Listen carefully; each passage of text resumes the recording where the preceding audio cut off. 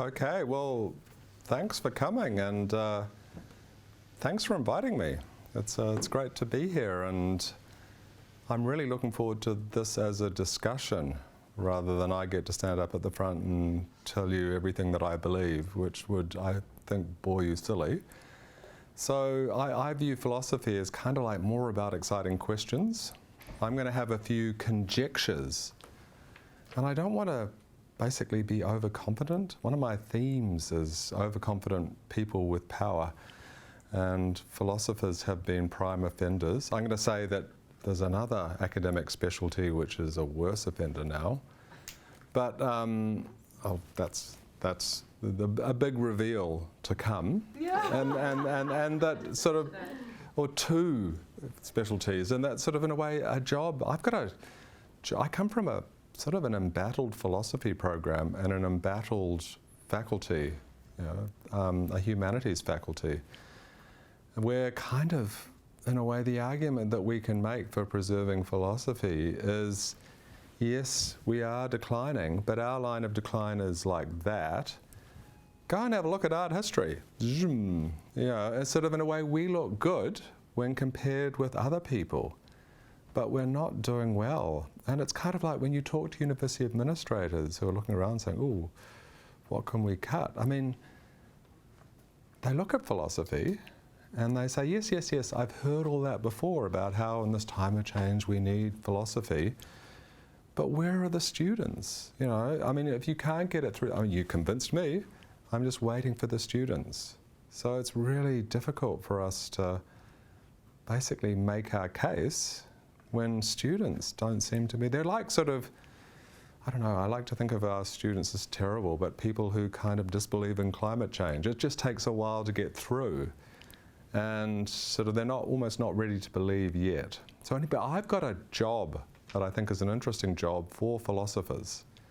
And I think that in a way philosophy is really well positioned to be sort of facilitators of the kinds of discussions you have in this faculty, which I think are the best kinds of discussions.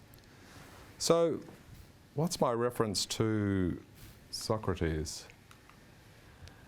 Well, I mean, Socrates was the first philosopher I ever encountered, and man, he was irritating. I mean, he basically spent his entire life going around irritating. I sort of thought, why didn't they kill this guy? And then I thought, well, they did. Okay. But he was basically irritating. And yeah, small wonder that they said, well, yeah, we just had enough of you. And you sort of thought, well, these lines, the first philosophical argument I encountered was, I know nothing, but at least I know that. I mean, I know that I know nothing, and of course that sort of big paradoxical sort of statement, I thought, wow, that's attention-getting. But I thought, that's clever. But I don't know, if I want advice from someone, say if my car won't start, and Socrates turns up and says, I see your car won't start, by the way, I know nothing, but at least I know that I know nothing. I thought, it's not very useful, it's not going to start my car. So I thought, that attitude is exactly what we need in this day and age, because we've got far too many certainties, and especially about the future. Why don't I put all of this up? I'm famous at Victoria for having the most feature-poor PowerPoints, by the way, so I will actually have a picture, which is quite cool, but that's the pinnacle for me. So in a way, philosophers can play a valuable role just by questioning people. So it used to be, here's a philosopher's lament, back in the good old days, you guys, non-philosophers, you can believe lots of things, good on you, enjoy it, knock yourselves out, but we'll handle the certainties. So philosophy, we've got the important, the really grown-up stuff, we've got that. We know these certainties. So you guys, hey, some of what you say may even be true. Good luck. We handle the certainty. And we've kind of lost that, or at least in a very important domain, when it comes to statements about the future. And the people who've taken it on, this is my primary offenders, 2 categories of economists. So economists rule these days.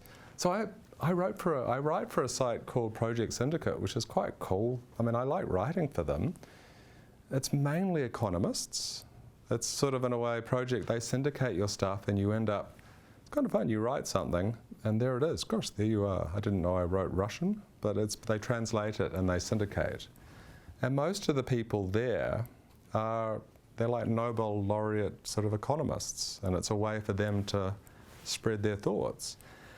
Joseph Stiglitz, people like that. I mean, it's quite fun to be there kind of as the skeptic. But one of the things that economists have is a lot of overconfidence about the future. And a question that really has concerned me recently is the kind of overconfidence that says, I don't know, we hear that automation is a threat to jobs. You know, don't worry, don't bother learning anything at university because all of your jobs will be done by machines, so just chill. And here's, not all economists, I mean, some economists are far too smart for this, but many are sort of an economist line that is frequently expressed by quite important economists on this website is chill. You know, it will be okay. Things will pan out. You know, have you heard of this thing called the Industrial Revolution? Well, it was bad news for you if you're a handloom weaver. And handloom weavers, God, the power loom. That's the end of work for me. But new jobs always arrived. And they were jobs that handloom weavers couldn't have even imagined. I mean, how can you imagine these jobs? I mean, we've experienced this in our own time. I know the idea, I mean, my time, I can remember, you could have a job and your full-time job would be to send little micro things, I think they're called twits. Yeah, whatever, that would be your job. That can't be a job. Well, it is a job, and it's a one that's entirely unexpected. So the economist line that you find expressed on Project Syndicate frequently is chill. Jobs will arrive, they always arrive, everyone, it's all doom and gloom, and then whoa. And the cool thing about it is once you've become, you know, a factory supervisor or a manager, you look back and say, wow, my dad, he was a handloom weaver. God, I got out, I could have been stuck doing that. But now I've got this, I'm so happy. So the new jobs will be better. So that's chill. Just relax, don't do anything. Just relax, new jobs will arrive. And there's an analogy that they sort of run there. Sort of, it's like when you're flying a plane and you run into clouds and you think, oh gosh, am I flying upside down? Where am I? Goes through a mountain? Trust your instruments. You know, it's scary. You want to emerge from that crowd, but you're not going to crash if you just focus on your instruments. So I actually think that's really bad advice. And I think my job as a philosopher, actually in that pace, is basically to sort of say, well, that's an inductive argument, an argument that sort of says, in the past we were scared and it always turned out okay. But, you know, inductive arguments work until they don't. And, you know, if it doesn't, then we're screwed. So when someone says, don't worry, it'll be okay. Oh, climate crises, it'll be okay, just chill. The only news channel I have in my room is Sky News, and I watched Peter Credlin on the climate. And yeah, I mean, don't worry, chill. I mean, she accepts that there is such a thing called human-caused climate change, but it's going to be fixed by tech. So just chill, don't do anything. So that's, I don't think, good advice. So I think we need to avoid our own dangerous certainties. So if we could be, sounds like being modest philosophers, not berate you with my certainties. Here are the things I know for certain, and I'm going to use lots of low-frequency terms to bully you. If we can avoid that, and think instead in this way, that sort of, in a way, what I'm trying to do, I have lots of great students, and they've got really exciting ideas, and they basically turn up and they sort of say, oh, am I allowed to say that? Am I allowed to say that? Well, back in the old days, they used to say, oh, I don't know if you're allowed to say that. But I sort of say, well, that sounds a bit bonkers to me, that crazy idea. I predict if you write an essay on that, you won't convince me. But in a way, what do you care? I'm old and bald. What you're trying to do, what you might do, is boost my credence. It's that's a philosopher's term for, like, in a way, there aren't things we believe. So thinking again of everyone's favourite example, climate change. I mean, yeah, there was a time when it was sort of okay to say, well, climate change, how do we know it's real? Humans, we're so insignificant. We can't affect the climate. Surely we can't. That was respectable a few years ago. And you say, well, I don't know, warming. What about snowball Earth? Aren't we waiting for the next ice age? I mean, that was a respectable thing to say maybe 20 years ago. But if we could have prepared ourselves by saying for that, well, this idea about warming seems a bit crazy to me. I'm not ready to believe in the 1970s or whatever, but it could be true. Could be true. It's crazy, but it could be true. I'm going to say, well, maybe. So that's, I think, so could you think about that, sort of the conjecture that I want to offer in that way? I mean, you may not be ready to believe, but I'll consider myself to have succeeded if I've boosted your confidence. Yeah, maybe you've gone to, I don't know, from point 1 to point 2. Still what this Agar guy is saying is kind of rubbish, but yeah, he's offered something. I think that's a good way to approach the uncertainties of the future. So here you go. I mean, I guess this is the argument that I'm interested in. And I call it the economic argument against human workers. So you might say, well, look, humans really like working, and we're pretty efficient. So if you assess us in terms of efficiency, how can we produce economically valuable outcomes or outputs? We're pretty good. We can be trained up, we can do things, we can learn stuff. But, the future suggests that many of those economically valuable outputs that we produce will be better and more cheaply produced by machines.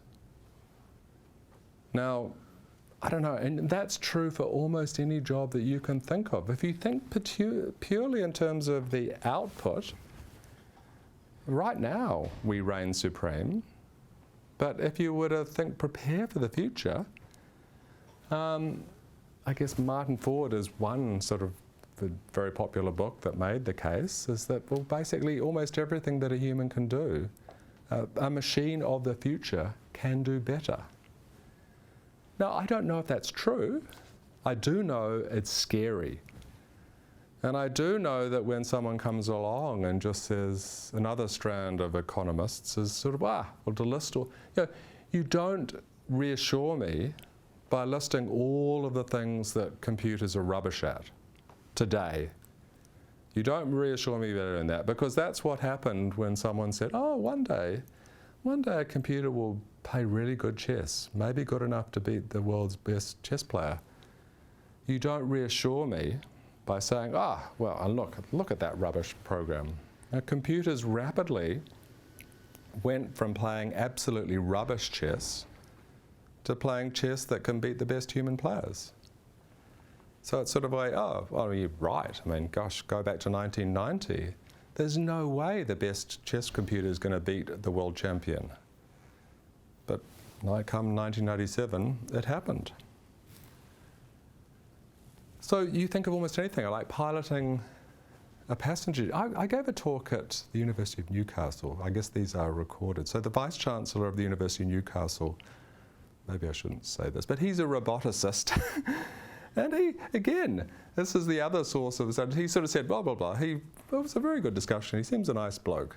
So, but he did say, I'm a roboticist. Trust me. Driverless cars ain't ever going to happen. Never. Really? It was sort of Google, they seem to think that they're doing quite well. Waymo cars, are you sure? Never.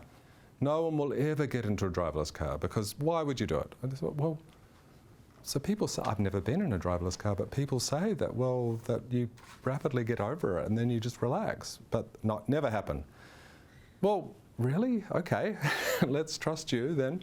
I mean, that's a bad response to a future which may have machines that can do these things much better than we can. So I guess the thing that I'm trying to sell, and I've got a kind of a Hollywood tie-in, because I think philosophical arguments go better with a bit of a Hollywood in them.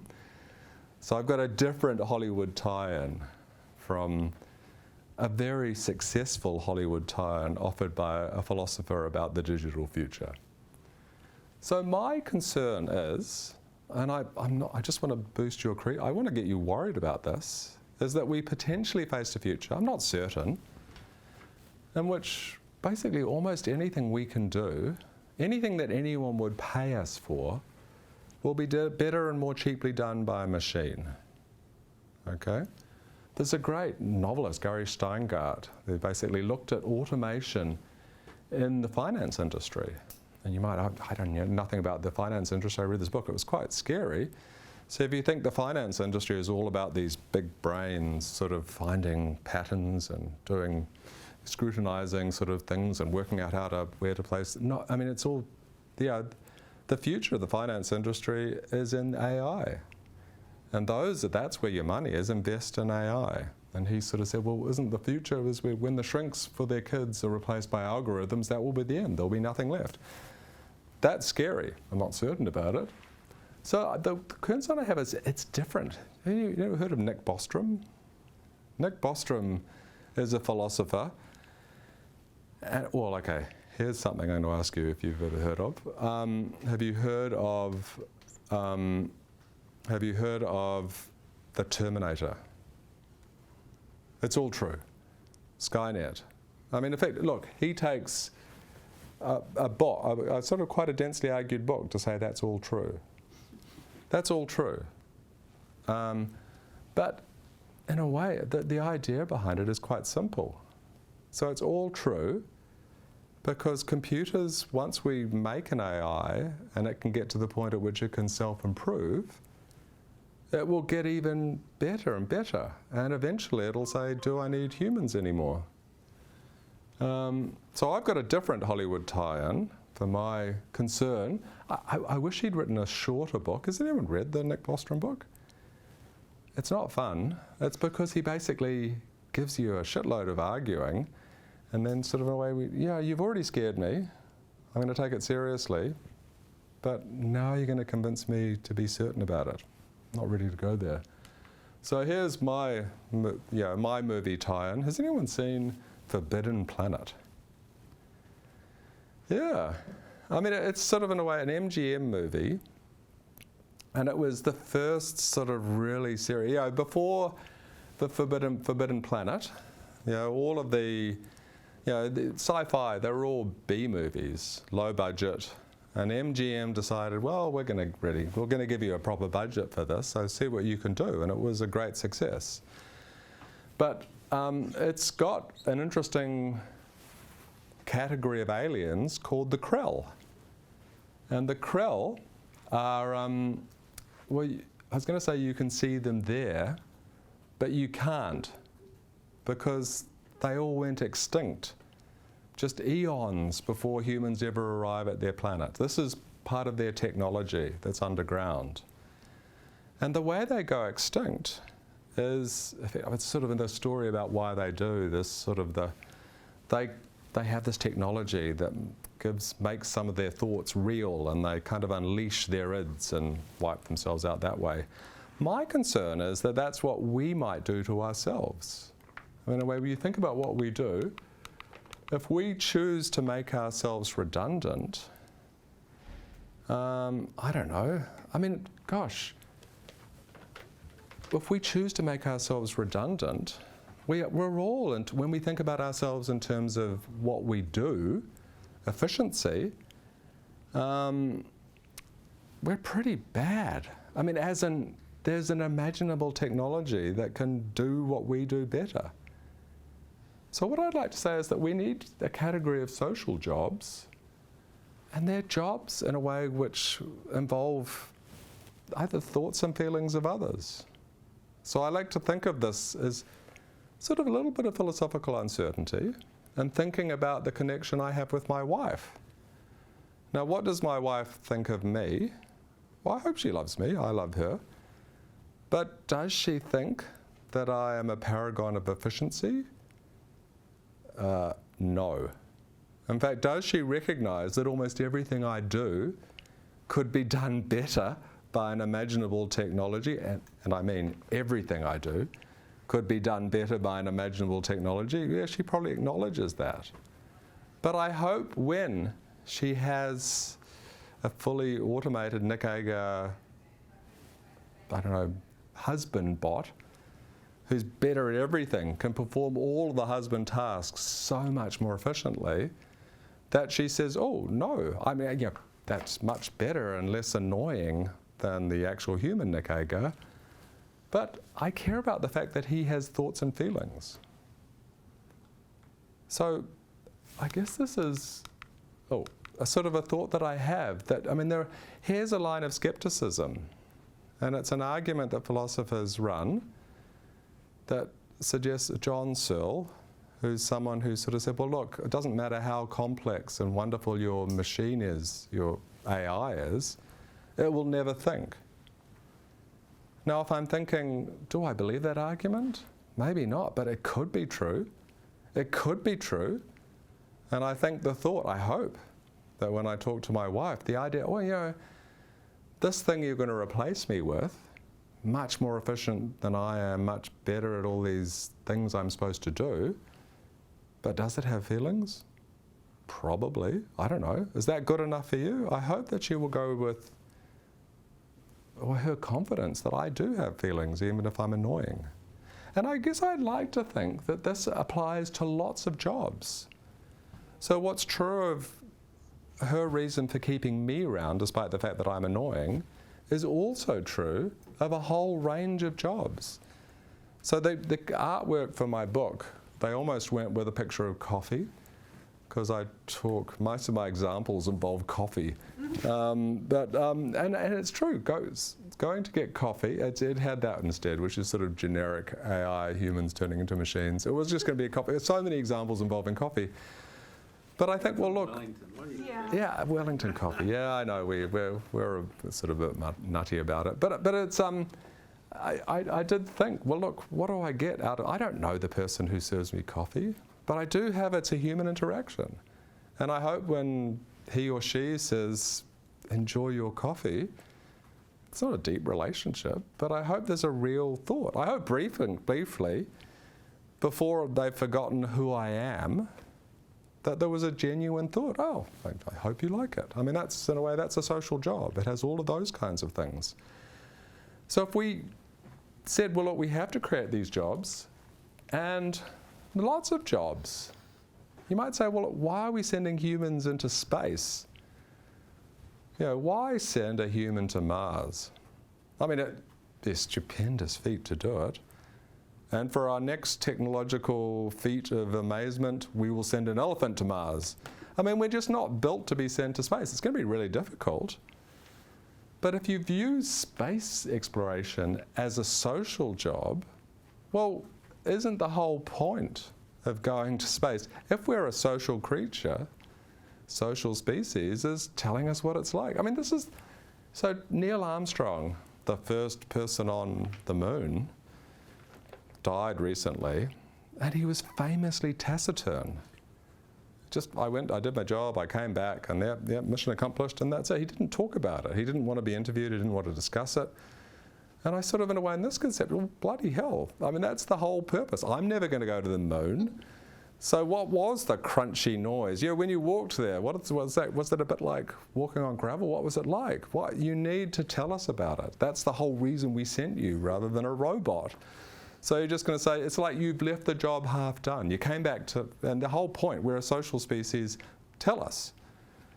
So I think that if we think hard, so let me just finish with two, it's always good to have a sort of, then I'll stop. But anyway, I've been really struck by it's a problem that almost every technologically advanced society has, is this problem of social isolation, people dying of loneliness. And I was very influenced by this book called Loneliness by this social neuroscientist called John Cacioppo, who tragically died recently.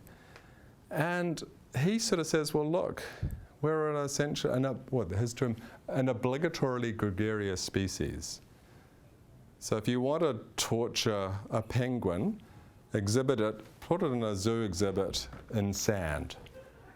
You've got the rights, it's not going to thrive. If you want to torture an obligatorily gregarious species, isolate it. And so he had this arresting comparison. So, well, I guess you've all heard that smoking's bad for you. Well, think about loneliness in that way. So we're killing ourselves in these modern environments by isolating ourselves. And another kind of benefit, if we can create a social economy, we've got this, it's not going to be cheap. So at the moment we're choosing to give almost all of the automation dividend, the money that we make out of automating, to a few select billionaires. It's great, that's the choice we make. We say, thanks for Facebook, have all the money. Thanks for Amazon, the same day delivery, yep, you can have a load of money. That's the way we're choosing to spend it.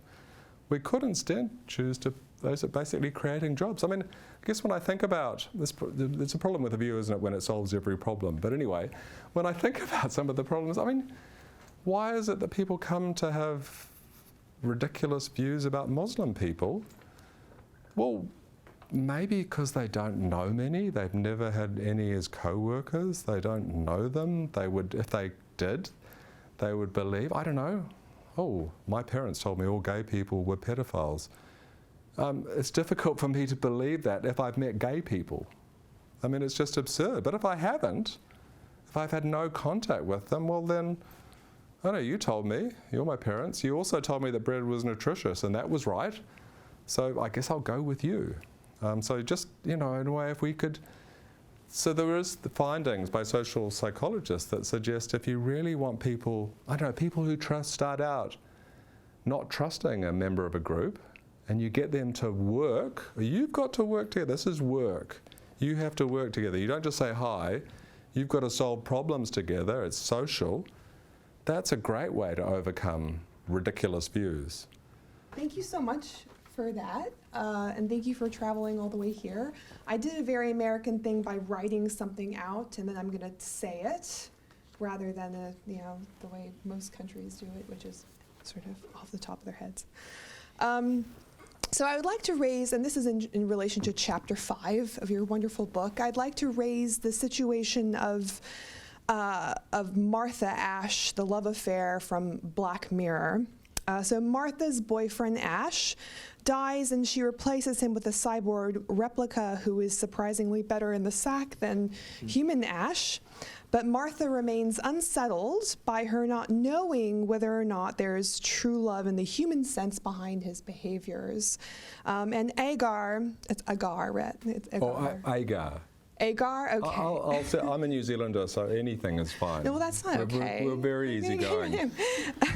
And Agar persuasively uses this example to work through ideas about the consequences of choosing that AI is emotionally sentient or not. And I would like to raise another Black Mirror episode in response, which is colloquially known as the lesbian episode. Spoiler.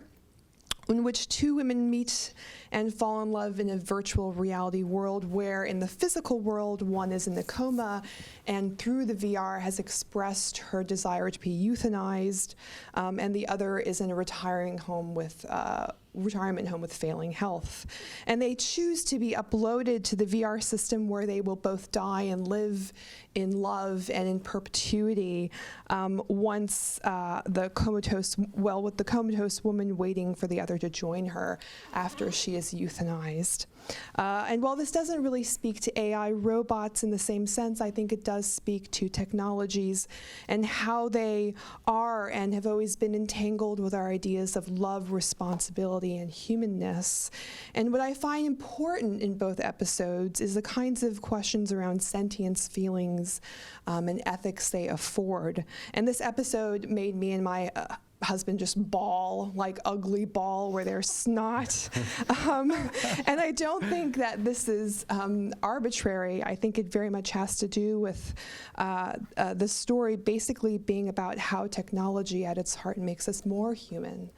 The question of asking whether or not machines, in this sense avatars, have minds when we have no way of knowing becomes about something else for me. In discussing the possibility of partnering with a robot, you persuasively say you have to commit by asking or saying, quote, the philosophical arguments in favor of the phenomenal consciousness of robot partners are, on balance, slightly more persuasive than the arguments against, end quote. And I would proffer that the same statement is more or less true of our romantic partners. We decide to be with someone because we believe that their actions and statements are underpinned by genuine feeling, but we have no actual way of knowing. And the just out of reachness of true feelings defines a fear of both humans and machines, and it is at the risk of entering that dark room that is at the center of that golden word in any relationship, which is trust. And in this sense, I'm here to defend our relationships with machines and humans because they are similarly stupid. If then the truth of machine feeling is beyond our reach, perhaps we can ask questions about the value humans find in asking these questions about and how the politics of power shape the sorts of questions we are asking at this historical moment. And secondly, I have a little bit of caution to express around returning to a face-to-face society, mostly because traditionally disempowered publics have a tendency to not want to return to the past where, for example, I might be sold for a bag of beans at the farmer's market because I might have no other use value. And this is not dissimilar from the questions around whether or not machines maybe have sentience that you very persuasively make some very rich statements about that question. In this respect, I'm siding with you in the possibility that we may be discriminating against machines in the future, and we should thus treat them with respect because of the possibility that they have minds. However, on the other side, I also feel that the foundation of ethics is that we should do the right thing without regard to the possible negative consequences of our sort of negative feelings or actions. So I should not be sold for a bag of beans, not because I may have a sentient use value beyond the bag of beans, but because it's the right thing to do, regardless of context. Because I'll probably be giving people some pretty clear signals that I don't want to be sold for a bag of beans. And the history of my gender, I think, has gotten better. And at this stage, I would trust a machine with my bodily safety more than a man. And that's sad to say, but all you have to do is ask women for the safety apps that they have on their phones, and you'll find a similar response. For example, I noticed that I experienced a decrease in sexual harassment at a certain point in my life, of street harassment specifically. And I thought it was first because of age, with kind of me pushing 40 at this point, and also from moving countries. But then I also thought it has to have coincided with my practice of listening to podcasts while walking that drown out the street harassment that I might experience. And in similar ways, that discussions here state that the unsettling not knowing aspect is at the heart of our relationships to digital technology. My not knowing face-to-face behaviors of humans around me is my daily balm. So I guess I would celebrate not knowing and caution a reliance on humans while devaluing the possible emotional gifts that machines can offer us. So in a true American way, that's my gentle provocation, because you can take the girl out of America, but yeah. So, I think Nick is up next. Yeah, or who's up next? Yeah, I think it's Nick. That's me. Cool. Thanks, Nick, and thanks, Alex. I guess I wanted to begin by thinking about this idea of a social job as unmediated by technology. I think that's the way you phrased it here, and phrased it also in chapter 5. And I guess what that claim, I kind of rub up against that claim in this sense of the thinking the human as social rather than as somehow already cyborg-like, already cybernetic. And I think here there's a kind of I feel like I'm following on a little bit from what you were pressing out as well. And the way that I wanted to kind of tease this out is by thinking about the platform as an architecture that's emerged in the last 10 years or so that mediates work and is producing new forms of work. And I wanted to kind of think about some of the qualities of work and social relationship that the platform takes and constructs, and what this does to how we think about human-machine relationships. So firstly, wanted to say something about the kinds of work that appear to be emerging on platforms. And here I'm taking a really big kind of expansive notion of the platform, from Amazon and Uber, the really distribution logistical platforms through the more sort of social media platforms like Facebook and Snapchat and so on.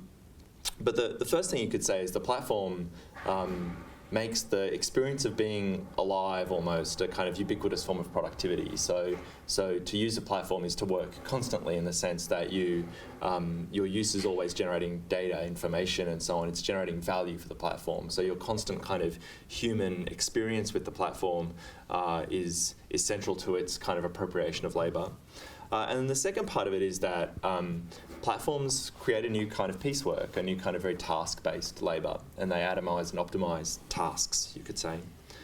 And the second observation I wanted to make was a little bit inspired by you talking about Starbucks and the barista, and thinking about, I found this really, I found over the years Starbucks a really useful example to think with in all sorts of ways. Even though as an Australian, I'm completely appalled by the fact that Starbucks exists in the world. And do you know, one of the ways of thinking about it, I think, is not just as a social economy, like a human going in to have a human-like exchange with a barista who's a human, but rather Starbucks is kind of famous in marketing history, I suppose, for being at the heart of the production of an experience economy.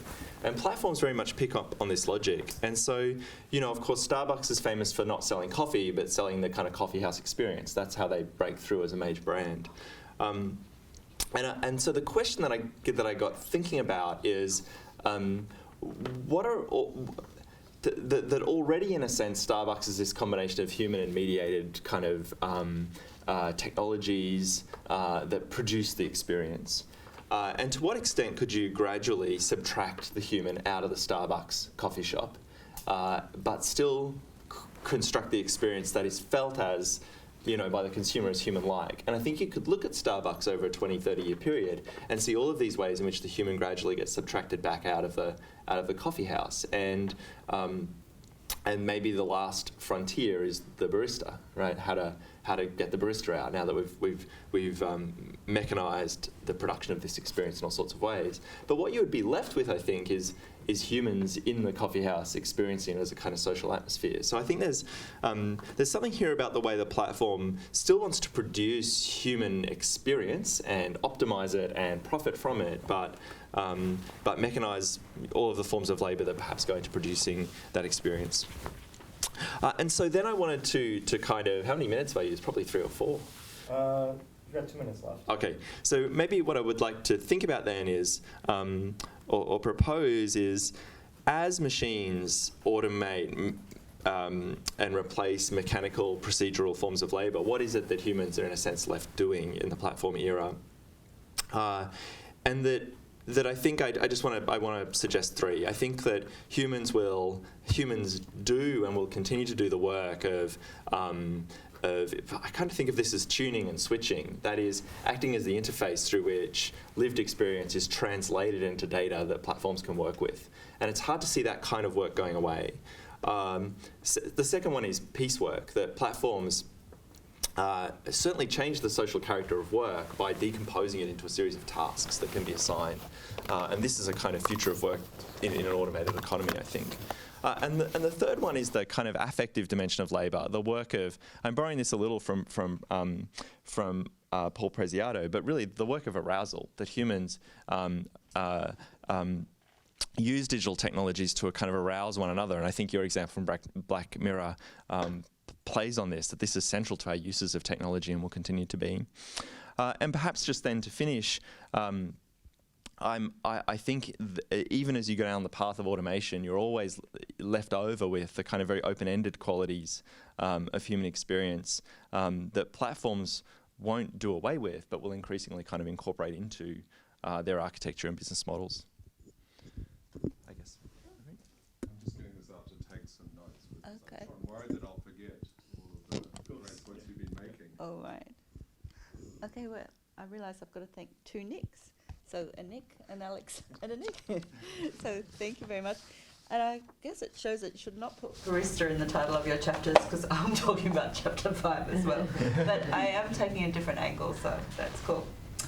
So in his chapter, Caring About the Feelings of Lovers and Baristas, Nic Agar contends that in the digital age, we should have two different streams of economic activity centred on two different kinds of value.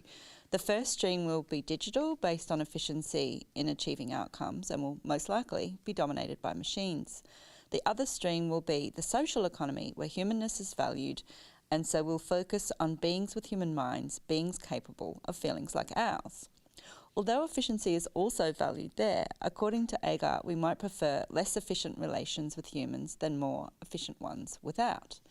Agar daringly suggests that we should have a kind of social revolution to value the gregariousness of the past. I'll focus on two main points in the chapter, one where I think he's isolated a very important feature of our thought about human-like robots, and one where I think there's a potential problem. Considering the question of loving a robot, Agar shifts focus from the question of whether robots have phenomenal consciousness or whether there is something that is like to be a robot to the question, what is it like to love a robot? He thinks it'll be rational to have a bias toward human lovers into the future, as the balance of probabilities tell us that a human lover is more likely to have feelings like ours. Furthermore, there's an emotional basis to this reaction, which he describes in terms of the uncanny valley, a term coined by the Japanese roboticist Masahiro Moro in 1970, where a close resemblance yet differentiation from the human, and the example he gives from the Polar Express was pretty convincing, I thought. It makes us uncomfortable in a way that a very machine-like robot, such as Star Wars C-3PO, does not. So one of the issues coming up in the future is how we will feel about workers such as waiters, teachers, nurses, counsellors, actors and writers being robots. Work for Agar is part of the answer to the question of how we can have meaningful lives in the digital age. Some of the tasks of humans will be taken by machines, but that will be time out, or at least he hopes so. The burden of Agar's argument is that there are some jobs that are social and these are jobs that we shouldn't automate. Here he's hit on something that Arthur Danto argued about art. There can be two pieces that are almost perceptually indiscernible, but it is its history and our relation to them that matters. And I just gave a really quick example that I'm assuming people will know, for example, in Andy Warhol's Brillo boxes. So in the case of robots, it's our attitude that matters. And that's why an Emily Howell AI-generated piece of music is heard completely differently from a human-composed piece. And that's why when Kate Elliott, in Living With Yourself, meets her partner's clone, Miles Mark II, she insists he leave. She says, I want that thing out of here now. So it's not his qualities that she's talking about, but the fact that he's a clone and her attitude to that. Similarly, a fake plant just can't be enjoyed in the same way as a real plant. So there could be exceptions, of course, in fiction where humans and aliens fall in love. And recently, services, things that can't be provided by the internet, haircuts, manicures, pedicures, tattoos, coffee, food, have become very popular. But could these all be done by robots? Could there be a robot philosopher? On Agar's account, we should resist these tasks being taken over by androids, and for good reason. But this is the point I wanted to question. So Agar is arguing for a pro-human bias. And even though he might not be willing to go out with a robot, we should still treat them decently, as he acknowledges. Furthermore, he argues, at least at the moment, our pro-human bias is victimless. It's merely counterfactual. And we should be cautious about creating human-like beings, as that will be less beneficial to us than other uses of AI. But is there a puzzle brought up by Agar's own claim that people overcome their prejudices by working with others of formerly maligned groups? If we worked with robots, would we feel differently about them? Also, could our counterfactual bias towards humans have a morally corrupting effect on our thought processes? By entertaining counterfactual bias, are we encouraging ourselves to have prejudicial thoughts of other kinds that may come out in other ways and undermine our relations with actual beings? Are robots in danger of becoming scapegoats? Okay, how do you follow those ones? How do you follow Marguerite and Alex, Nic, and of course Nic? My interest in your book was primarily the first part. So chapters 1 to 3, chapters 1 to 4 perhaps. And it came out of a concern for the, if you like, the conduct of conduct, which is also known as regulation. What regulatory kind of understandings flow from the chapters on artificial intelligence and the chapter on data as well. And in thinking about this, I couldn't help going to remember that Gordon Childe, that you do mention, who is a famous Australian, what would you call him, an anthropologist, a archaeologist, is also the author of a book, I'm going to get the title wrong, it goes something like When Labor Governs, which is a famous book about the way Labor governments in Australia govern. And here's this famous guy who's was talking about technological packages and how they form particular things, was also a person who wrote about and was integrally involved in a very pragmatically political kind of questions about how governance gets accomplished. Okay, so the question of regulation for me then comes up around thinking about the digital economy of the socio-digital that others have been talking to, although I guess my connection is here mostly with what Nic said. And so I'll go back to another kind of figure. The Canadian political economist Harold Adams Innes famously claimed in the early 1950s, that we needed to pay particular attention to what was happening in communication and media, because that's where it happened first.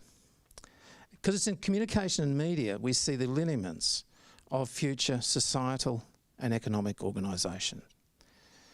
His reasonings were several here, and there's an interlocking argument he made.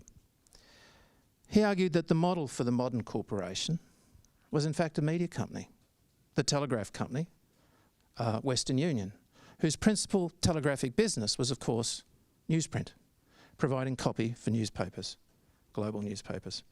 But it was also a mechanism that organised trains so they wouldn't run into each other. And that was also the mechanism that organised supply chains, reorganised supply chains, and reorganised the very way in which you managed at a distance, where you controlled space through various what he called space-binding media of communication. Now, the telegraph company was also important because it was a communication and transportation. It was a communication rolled out, usually along transportation corridors. But if it enabled things like the department store to exist and CBDs also to exist in various ways in conjunction with the railway and its important connection with the railway, it also sundered communication from the necessity of transportation, which inaugurates, in fact, the electronic era. Now, in the media, in the same vein, Nic Agar alerts us to the moment of Google, Facebook and its progenitors as simply the first stage of what he regards as the, if you like, the third industrial revolution, which has seemed to, for some commentators, been somewhat of a fizzer because of its has been very good at only selling things and developing kind of particular ways of personalised advertising, for example. And he makes the point that this has misled us in some ways because the impacts that we see currently are in the area of entertainment and information communication technology. And we're not seeing that the principal payoff is actually when it goes into health, when it goes into finance, when it goes into a whole raft of those other parts of everyday life that characterise the second and first industrial revolution. Goes into workplaces and in various ways. So, but the instrument we have for going there is actually an instrument which has fundamentally been initially based on selling things. So, selling things based then on the control of data. So, I've got 1 minute to go. So what I want to get at here and what I want to provoke, I guess, is what does it mean for media, for this kind of media, for social media and search, to be the first site for this? And what was it about it that has made us, as Nic points out, undervalue or even see the data that data that is being collected on us as a form of digital exhaust? First of all, we're more relaxed about media and its commercial motives through our experience of commercial television and, important programs like Idol and My Kitchen Rules. What's so bad about collecting data about us watching that? Social media and search are audience markets, and they're built like that through familiar instruments. The Googles and Facebooks kind of analogize their audience measurement systems to those that had previously existed in television and radio, where they endorse a rhetoric of de-identification while actually kind of enabling personalised targeting. So we're getting a trade-off of we're also familiar from trade-off of getting stuff for free in return for advertising.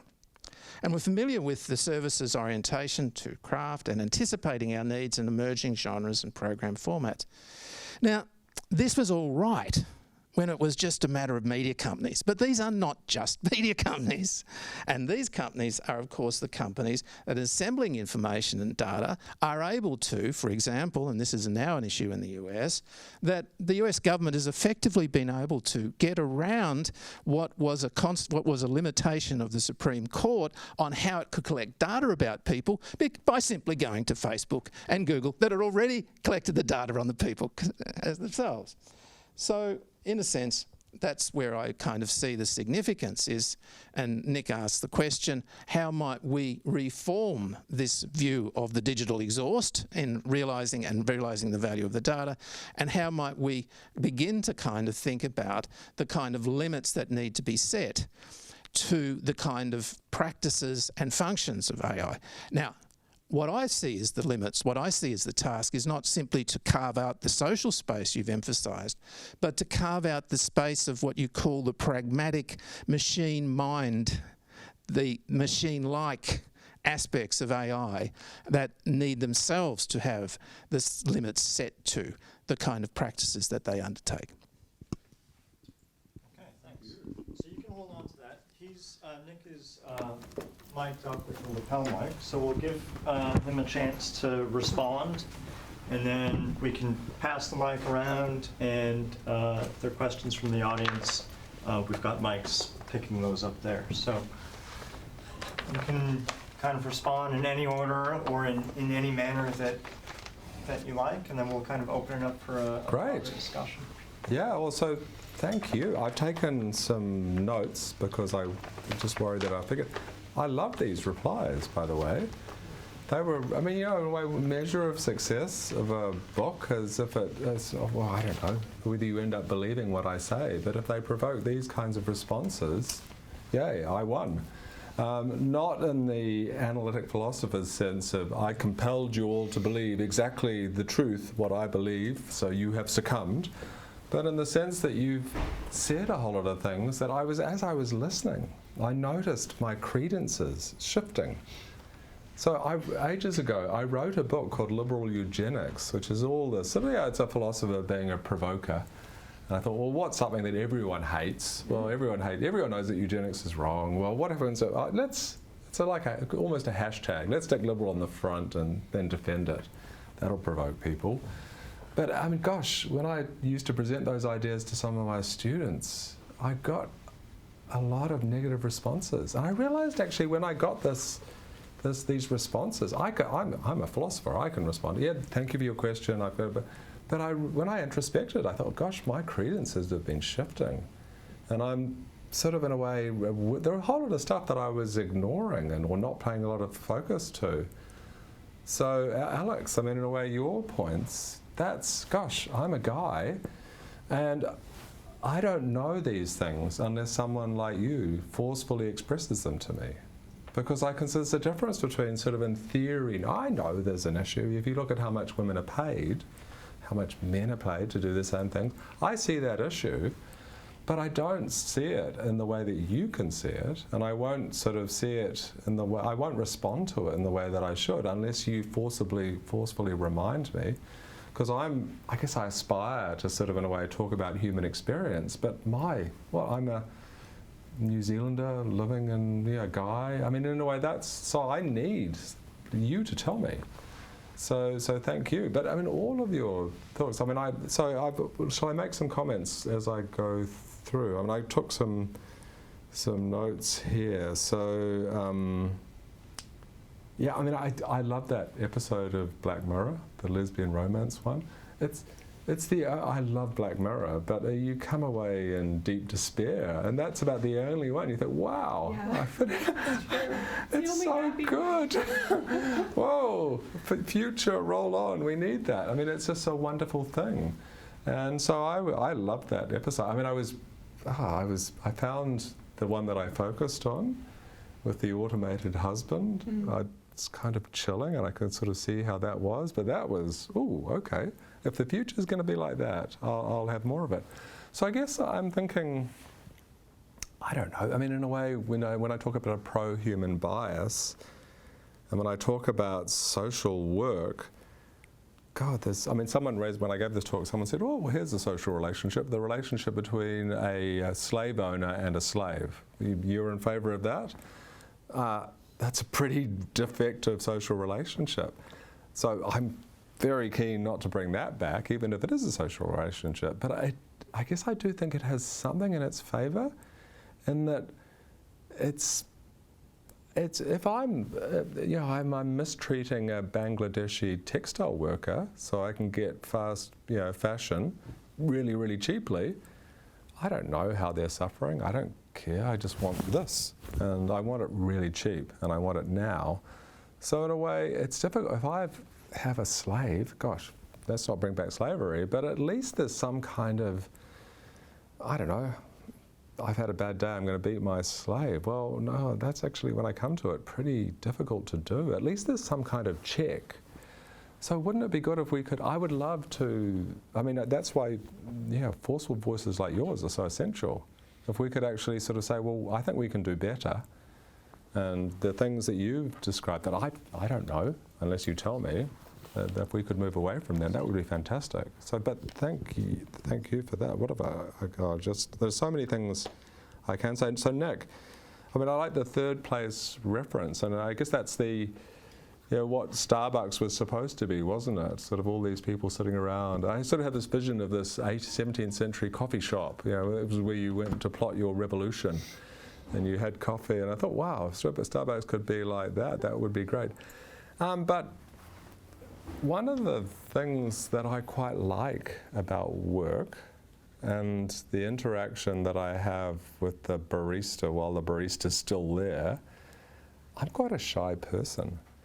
So if you just put me in I don't, believe it or not, I know how many conversations do you start in Starbucks or any coffee shop? I start nil, because I don't just walk up to people and say, hi, yeah, we're both here in a Starbucks, let's talk about that. The kinds of relationships that you tend to have in work contexts are kind of obligatory. You can't get away. I mean, if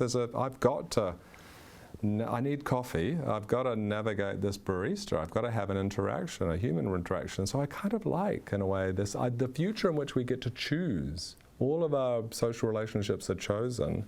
I worry is a future in which, I don't know, I won't have any Muslim friends because they're a little bit scary, and I don't know. I mean, you know, I was raised not to trust them, and I wasn't. But I mean, in a way, that's the fact that we have to sort of interact with these people. I would love to see that. So in a way, yeah, I mean, you know, there's social possibilities. I almost think it's kind of against the grain to sort of say, well, look, it could be that. It could be good.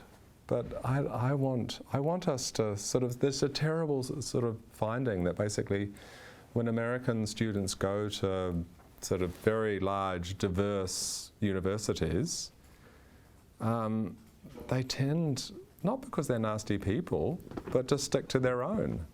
I'm a white guy, it's a strange place. Oh, there are some white guys over there, I'll hang with them. It's just scary otherwise. Maybe I'll eventually meet those people. So it's sort of in a way, if you take, you know, the fact that, oh gosh, I have to navigate this person who's a bit strange. I like that. So, sorry, I'll just wake my phone up again.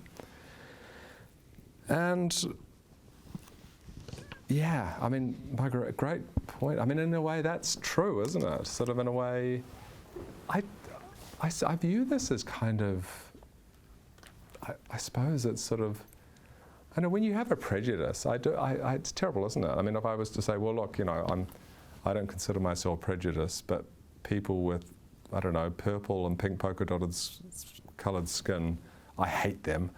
I mean, I despise them and all of that. I mean, that's stupid, really stupid. It has the one saving grace that if there are no exemplars of that, I mean, it's terrible, isn't it, when you think about, well, if you want to commit a Holocaust, make sure you get them all. And then, you know, basically any future sort of instances of prejudice, don't worry, they'll be victim-free because you've already done it. That's a terrible sort of concession. Yeah, it's very pessimistic. And I think a world in which, I mean, like it's going against the grain of, you know, these sort of optimistic sci-fi stories like Star Trek where you know, I don't know, someone goes on and says, I will not have an android as my first, yeah, android's off the bridge, I'm human. I mean, that's terrible. So I do think that before we've created them, I mean, I guess I have a sort of a philosopher's example. I don't know. I mean, I don't know. I'm going to use fantastic sort of technologies to create a sentient being that's very nice, that looks like the monster from the Alien movies. Now, once we've created that, and it's provably nice, we should treat it nicely. But at that point, we delete all Alien movies. Sorry, Ridley Scott. Yeah, I know that movie cannot. Yeah, unless you pixel it in with something big and pink and blobby, because we now have these things. But before we've got them, I don't know. I don't see the cost. We can be scared. So yeah, when in that world, where we have sentient beings like that, well, potentially sentient beings. Sentience is such a slippery concept, isn't it? I mean, how do you know that I'm sentient, really? You see my behaviour. Then let's radically revise. But I guess we're not there, and I still see us as having an opportunity not to be in that world. And maybe there's a way to not be in that world in which is good for humans and good for our social isolation. And Tom, let me...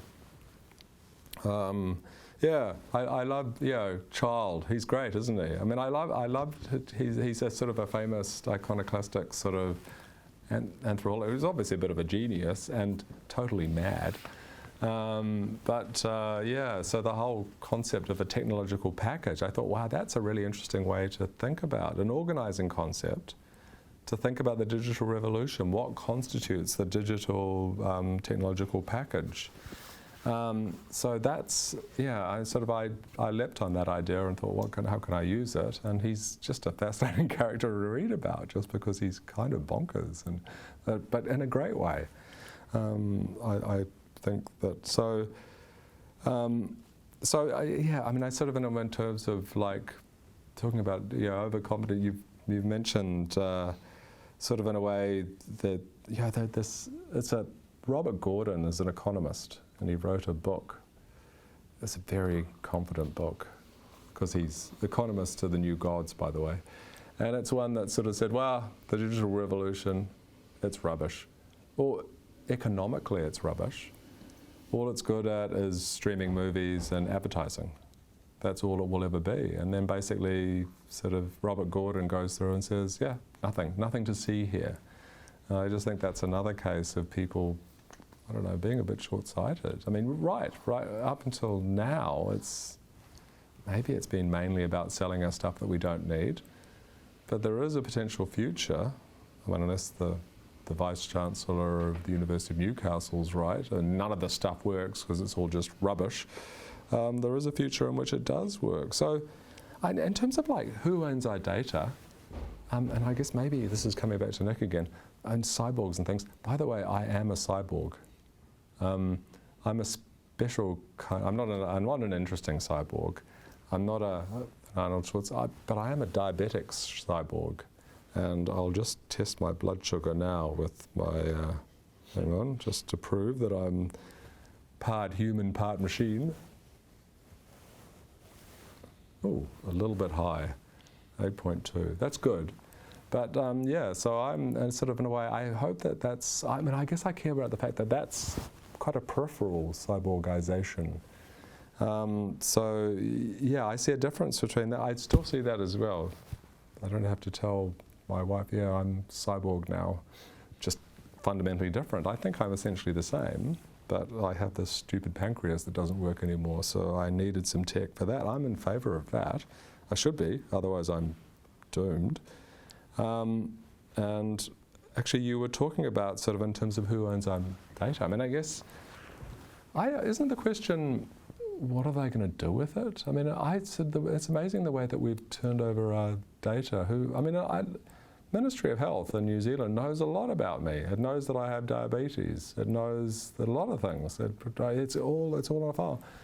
If you trust your government, and I'm a very enthusiastic, sort of hopeful person about the outcome of the next election, that we'll still have Jacinda Ardern and this forward-thinking, positive sort of thing in New Zealand, but I'm very pessimistic about it.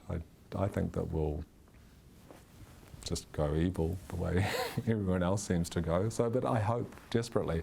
So, if I trust a government, a Labour government headed by her, to, I don't know, to look after my data. And I don't mind in a way that the Ministry of Health and sort of someone at the Ministry of Health could look at, Nic Agar, all these medical issues. Interesting. You know, if I was living in North Korea, I'd be terrified.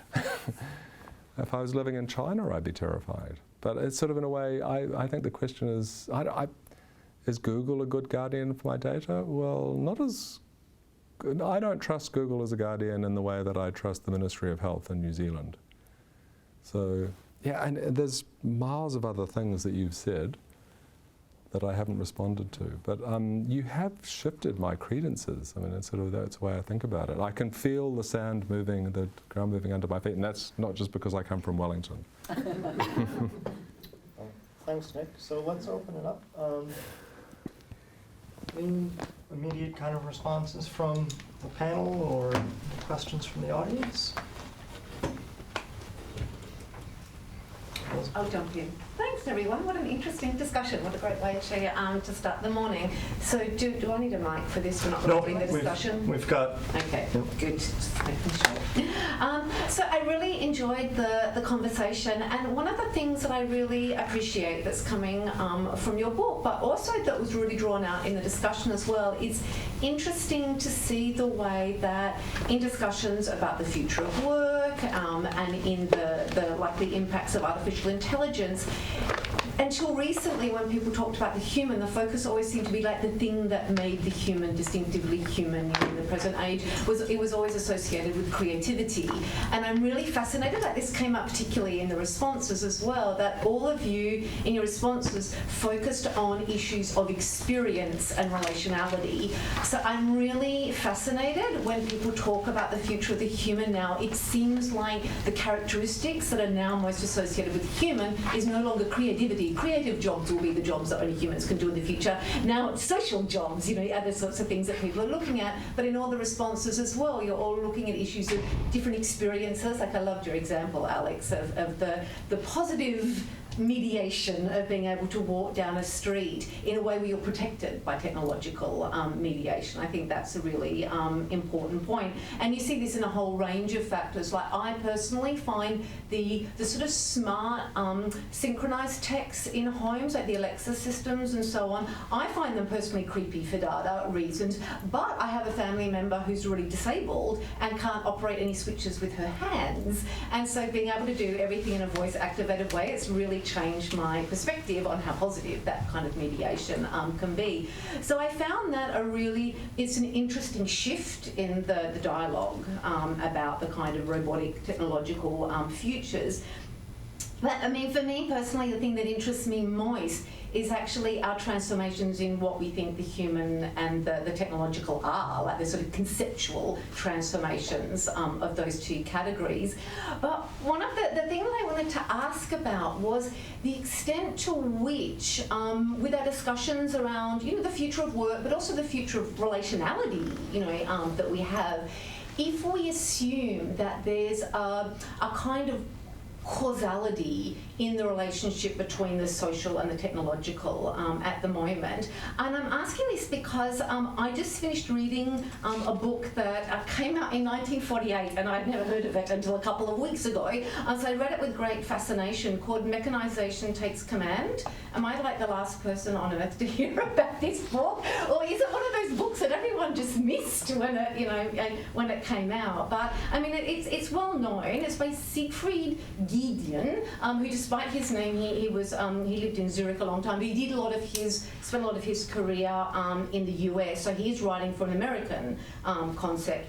And what's interesting in his book, so it comes out, of course, right after the Second World War, he's interested in the history of technological devices. So there's a lot of history in there. He's coming from an architecture perspective himself, but what's fascinating is that he said you can't write a history of changing technologies without writing a history of the reorganisation of social spaces that goes along with that, because he's thinking as a design thinker.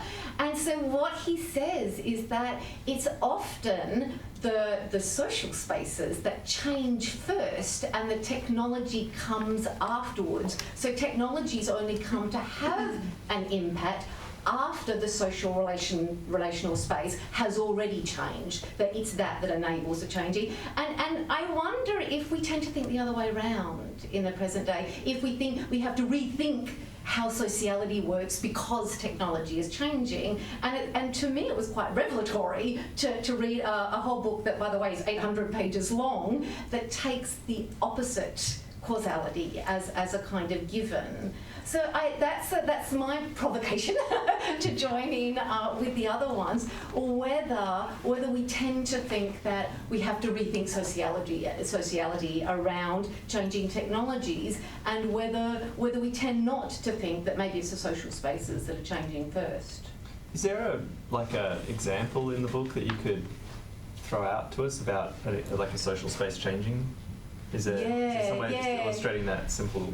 Yeah, the one that he uses is the one that I found most interesting. The whole book is really interesting. So he talks about like travel as a process, and then this is a sad example, and then the rise of adjustable chairs in trains. He's looking at the change around that and how they get bigger and more comfortable as time goes on. Well, that's not what happens on planes, where we see the reverse trajectory. So it's an interesting kind of moment in that. But so there's lots of good examples in there. But the one that was the most resonant to me is that a lot of people have looked at the rise of factory assembly lines around the development of automated technologies. It's a very prescient example because we're seeing a digital version of that happen at the moment.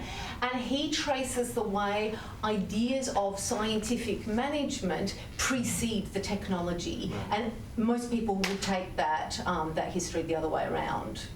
So that's a deeply interesting example, I think. I love your provocation, by the way. I mean, it would be great, wouldn't it? Oh. No, he's got I'm sorry. Keep going. Keep going. Oh, okay. So did you have a question? No, just the microphone. No, I was trying to give you the mic. Sorry. Oh, okay. I'm wired for sound, really, so you will hear every little noise I make. But yeah, I love that. I mean, it wouldn't. So anyway, when I think about it, wouldn't it be good if we could have reverse that direction of causality?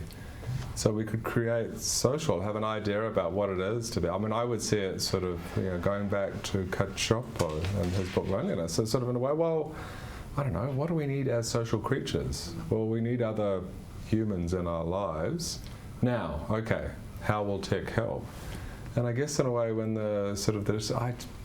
it's difficult to recatch that bus, though, isn't it? Once we've almost, what's the name of the books? Is technology Mechanization takes command. Yeah, well, that's highly recommend. Seems to be where we are, isn't it? I mean, what will Google offer us next? And how can we respond? We're sort of in a way playing catch up already. Wouldn't it be good if we said, so as a social species we need this? Yeah.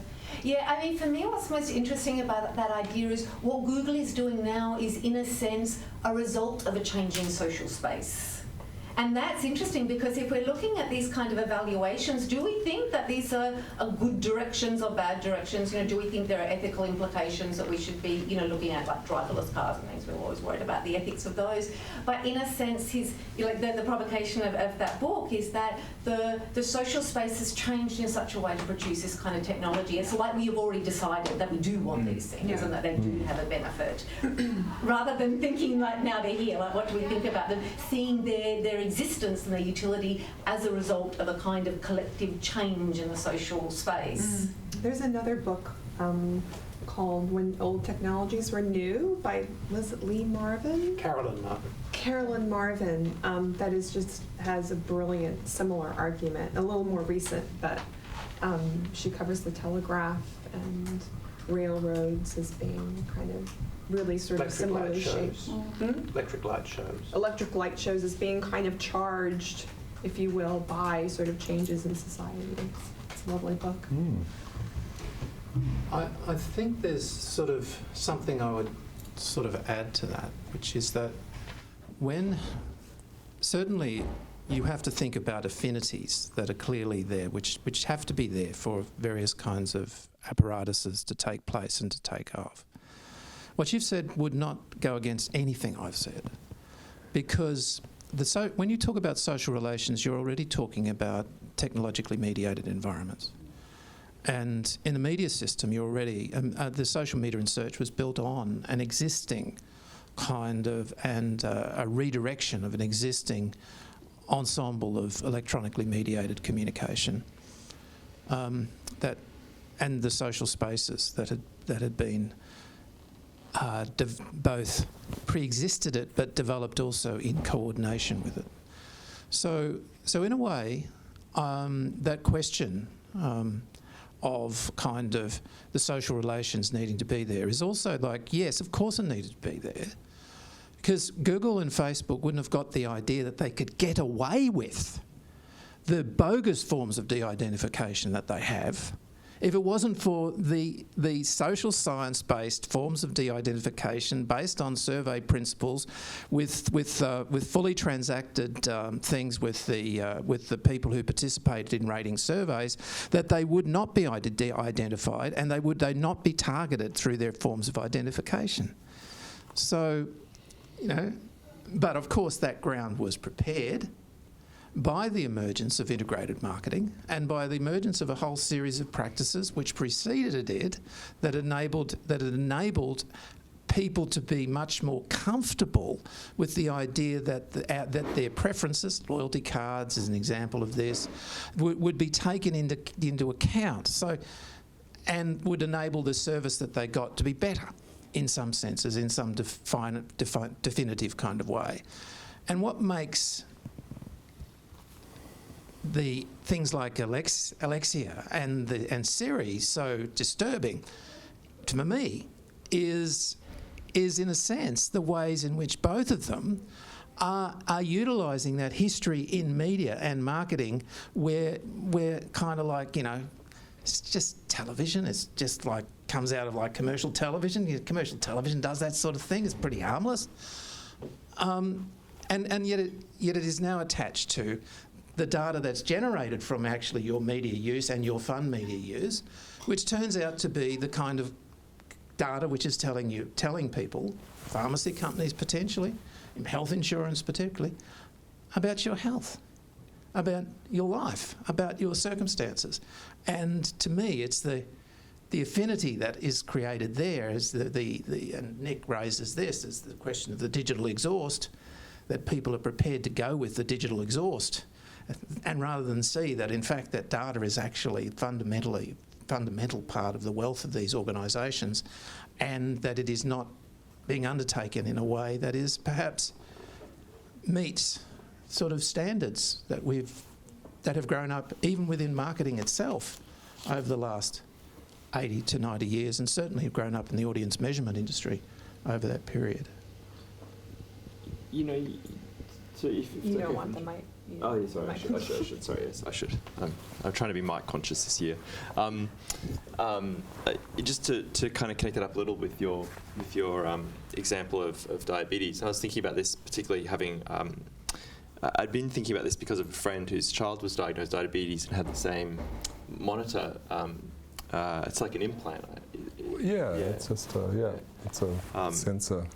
And you kind of drew the observation about the difference between Google knowing this kind of information versus the health department and the sense of trust.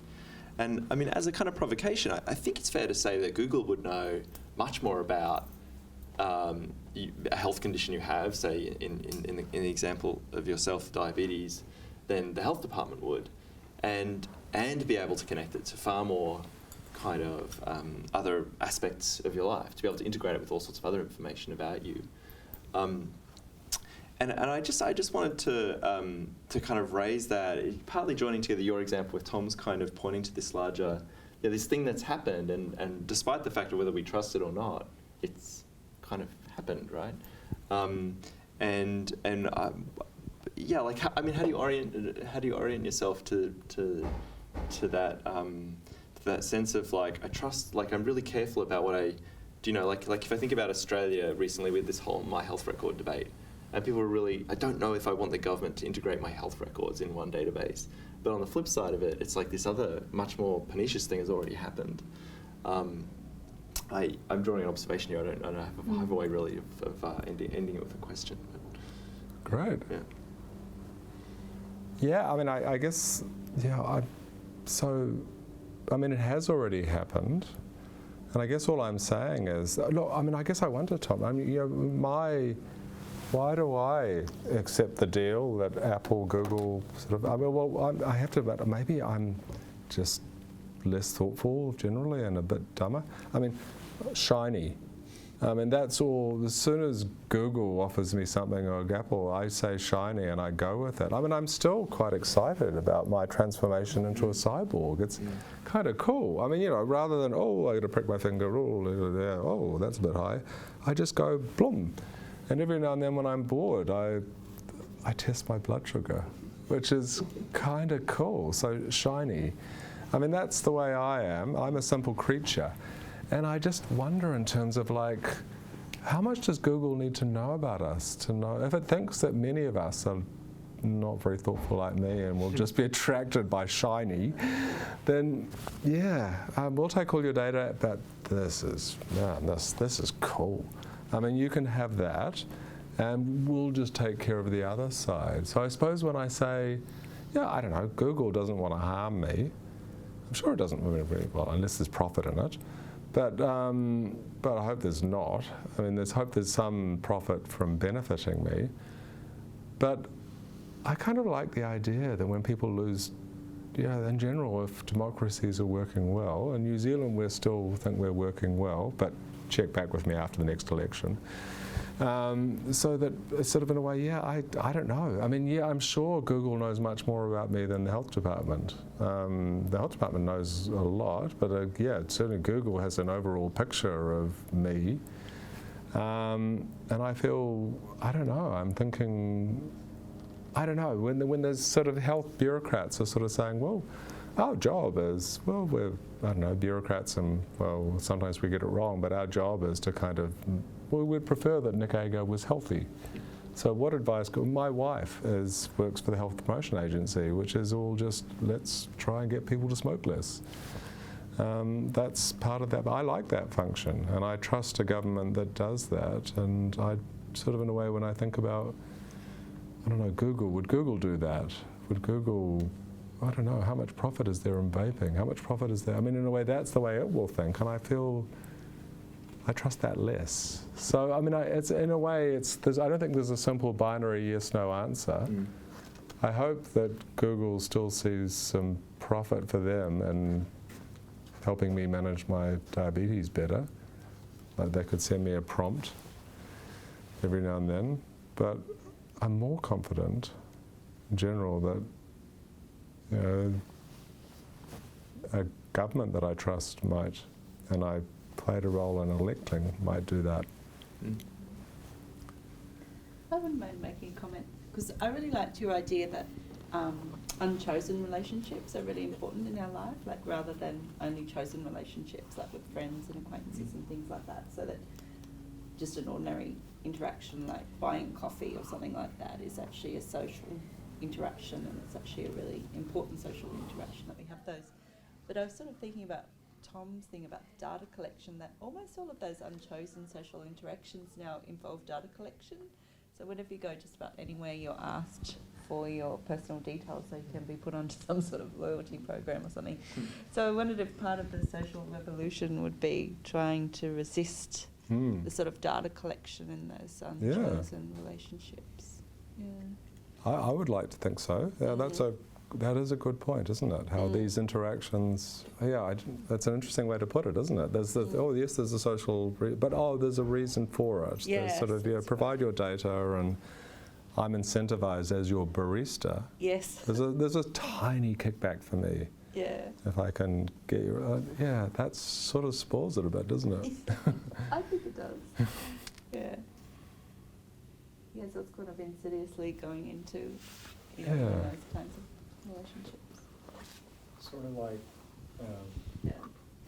sort of like when you have like a interaction over the phone with someone, knowing that you're gonna be asked to kind of rate your experience one to 5, a couple of minutes. That retrospectively spoils it for me when it's sort of you've been really, really helpful, and then the sort of, by the way, and okay, you were still really helpful, and now I'm going to rate you. But so actually, that's kind of a segue to the thought that I had coming out of this, which was, the idea of a significantly expanded social economy. For me, it's a wonderful ideal to work towards, but I don't see how it's at all practically feasible given the reach of global capital. The central value of social economy is humanness. But unless that can be converted into capital, I just don't see how it's going to kind of be picked up as a value for which people are striving. And so I think I agree you're going to end up with situations like personal shoppers, where there will be, very specific circumstances where humanness can be converted into capital, and you get these, particular situations. But by and large, I think you're going to see the opposite, which is like I go to, Woolies or Countdown in New Zealand, and it's sort of like I would love to have someone check me out, but they refuse to staff the registers because they can't get enough value out of offering this additional human value. Why do you want to be checked out? I want to be checked out because, okay, so actually one, Going on this example. I want to be checked out because I do sometimes like the social interaction, but even if I don't like the social interaction, very practically speaking, I cannot negotiate a shopping cart and 3 screaming children through the self-checkouts. But I mean, the Starbucks example I thought was great too, because it's sort of like, that's an example where, we're approaching this moment where actually you can't have any interaction with anyone because, it's like this factory efficiency. Thank you, Ted, your order's ready. Thank you, Nick, your order's ready. It's like, So I'm just very pessimistic. I love it as an ideal to aspire towards, but very pessimistic about its practical implementation. I mean, I think I've already, I'm wired for sound, but I'm a pessimist too. I'm a pessimist about climate change, by the way. So my view is it's just going to get worse, and we won't do anything about it. We'll say, I watched Peter Credlin on TV, so I'm really convinced that nothing will happen, and so I'm definitely a pessimist. I'm also pessimistically predicting another Donald Trump presidency. Why not? I mean, hey, why not? I mean, I think the pessimists, every time. That's why it's terrible, isn't it? You sort of think an election's coming, think of the worst outcome. That's what you'll get. So I do have that view, but I just want to be an optimist. And so I sort of see I don't want to be someone who just raves about Jacinda Ardern, but she is a positive voice who's sort of trying to in a way say, well, we can aspire to better. Childhood poverty. Why is there childhood poverty in New Zealand? I mean, we're not a super rich country. You guys are much richer, but we shouldn't have childhood poverty in the provinces. I mean, so I hope we can do better. And I hope we can, I mean, you're right, isn't it terrible the way when you sort of say, well, checkout workers at a supermarket, is that anyone's dream job? It's no one's dream job. I had this fantasy I would grow up and I would get a job at Woolworths, and it's no one's dream job. It is a job that someone chooses to do. But often this is no one's dream job, is offered as a reason to get rid of that job. And there's sort of, in a way, the not explained sort of segue is, and you'll go and find something better.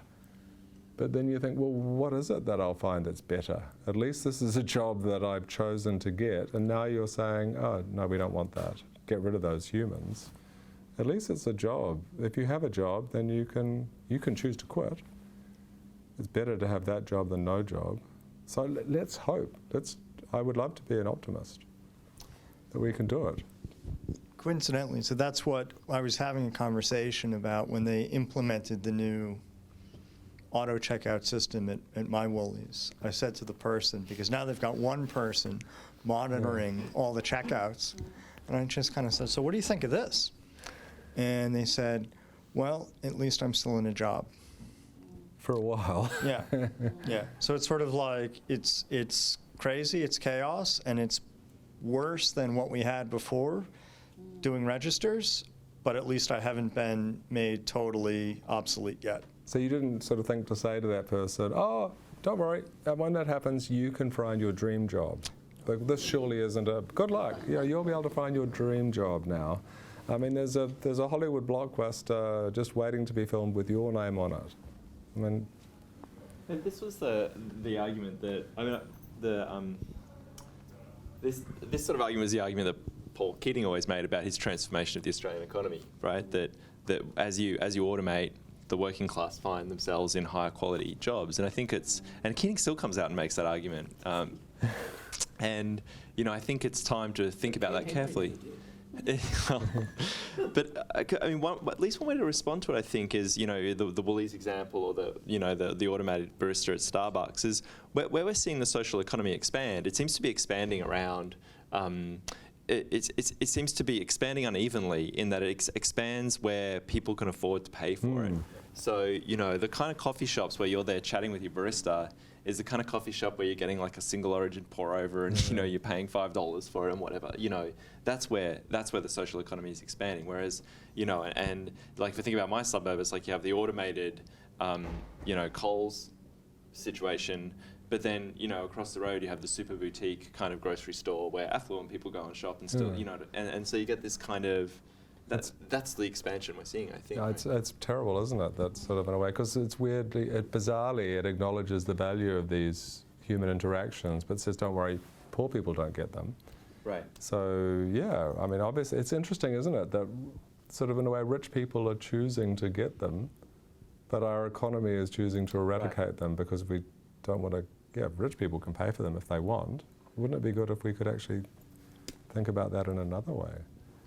The fact that the rich are choosing to have social experiences maybe means everyone might benefit from them, but that would involve doing something with the automation dividend that we're not choosing to do. So, yeah, I'm betting against it. So isn't there another way of kind of looking at this, which, you're talking about the kind of an economy that will be a digital economy that will be based around artificial intelligence and machine learning and will be data-based and is data-based in fundamental kind of ways. You're talking about the kind of the transformation of tasks within that kind of landscape that are leading to new divisions of labour and new kind of ways in which things that we've done before are being done, like driving, like checkouts, like whatever. Now, I'm hoping that Fred is not going to ask you this tomorrow, because this comes from Fred. But you're talking about intention tomorrow, so I'm sort of think he probably won't, but this is Fred D'Agostino, a philosopher. The point he was making to me yesterday was, look, what's happening is the new moment equivalent to Taylorism. Taylorism, scientific management, going back to Elizabeth, scientific management, breaking down of tasks, except that it's not the factory floor, it's your home that has to be reorganised for an automatic vacuum cleaner.